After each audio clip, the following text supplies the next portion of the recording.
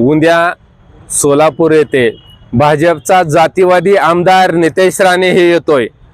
खरं तर या नितेश राणेला हिंदुत्वाचा पुळका कधीपासून आला हे सगळ्यात मोठा प्रश्न आहे। अहो, ह्याच नितेश राणेंनी अनेक हिंदूंच्या नेत्यांना शिव्या घालण्याचं काम केलंय। RSNला हाफ चड्डीवाले म्हणून किती वेळा शिव्या घातल्या। आणि या नितेश राणेला कधीपासून हिंदुत्वाचा पुळका आला हे हिंदुत्व जनजागृतीसाठी येतोय सोलापूरला। मला आपल्या माध्यमातून इथल्या कमिशनरला सांगायचं आहे की तात्काळ या सभेची परवानगी रद्द करा, तात्काळ नितेश राणेला सोलापूर जिल्हा बंदी घाला। कारण ही नितेश राणे म्हणजे पक्का जातीवादी माणूस आहे।